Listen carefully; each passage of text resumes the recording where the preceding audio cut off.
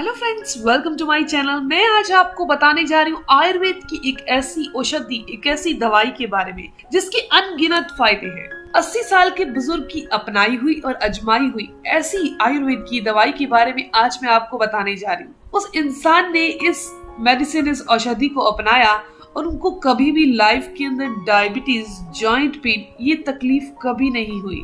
BP या फिर immunity का कमजोर होना, यहाँ तक कि ये कह सकते हैं जो वायरल फीवर या वायरल के कारण साइनस की समस्या हो जाती है या जुकाम, खांसी, ये समस्याएं भी कोसों दूर रही, लेकिन उन्होंने इसका नियम से पालन किया।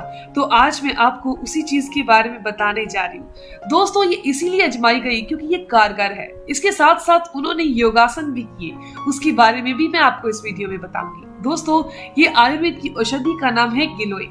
उन्होंने अपनी लाइफ टाइम में गिलोय कभी नहीं छोड़ी, यानी कि गिलोय जिसे अमृता कहा जाता है उसका सेवन करते ही रहे। दोस्तों, गिलोय के अंदर ऐसी प्रॉपर्टी पाई जाती है कि ये एक चमत्कारी दवाई है। इसके अंदर एंटी डायबिटिक मेडिसिनल प्रॉपर्टी है, यानी कि डायबिटीज तो ये जिंदगी में होने ही नहीं देती। जो भी इंसान गिलोय का सेवन करता है उसे जिंदगी में कभी डायबिटीज नहीं हो सकती।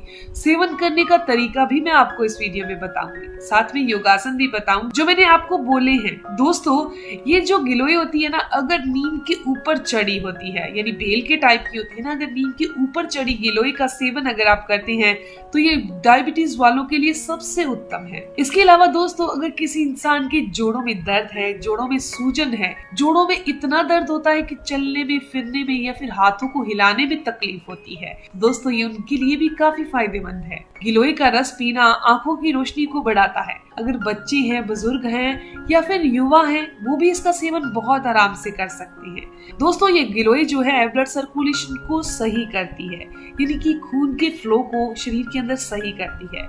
नसों में किसी भी तरह की कोई ब्लॉकेज, कोई कमजोरी नहीं आने देती। कभी कभी नसों में कमजोरी के कारण मांसपेशियों में दर्द और ऐंठन सी रहने लगती है, तो ये समस्या भी दूर कर देती है। दोस्तों, गिलोय का सबसे बड़ा फायदा ये है कि ये वात, पित्त और कफ तीनों चीजों को बैलेंस करती है। वात के कारण होने वाला नसों में ब्लॉकेज और जोड़ों में दर्द, क्योंकि वात के कारण ही तो नसों में ब्लॉकेज आती है।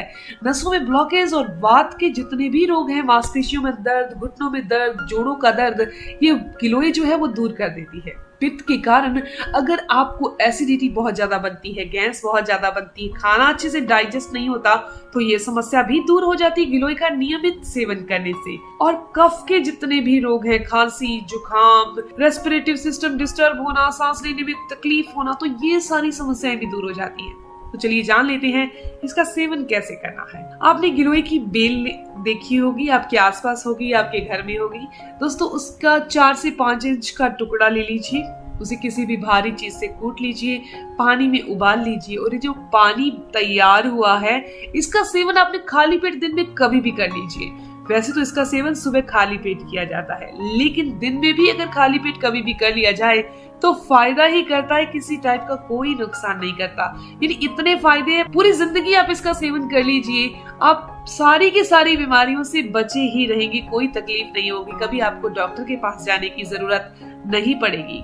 अब बात करते हैं वो योगासन की जो 80 साल के बुजुर्ग ने किए और गिलोय का सेवन किया और हमेशा तंदुरुस्ती रहे। दोस्तों, सबसे पहला है कपालभाति प्राणायाम। प्राणायाम है, सिर्फ 2 प्राणायाम ही उन्होंने किए हैं, कपालभाति प्राणायाम और अनुलोम विलोम। ये दोनों के दोनों जब आप करते हैं तो जो कपालभाति प्राणायाम है ये हमारे पेट की सारी मूवमेंट को सही करता है, हमारी बॉडी के अंदर के ऑर्गन्स को सही करता है, जैसे कि किडनी है, लीवर है, पेनक्रियास है, हमारी आंतें हैं, इसको ठीक करने का काम करता है। इसके अलावा जो अनुलोम विलोम है दोस्तों, वो हमारी नसों के जितने भी रोग हैं उनको ठीक करता है, यानी कि नसों की ब्लॉकेज नहीं आने देता।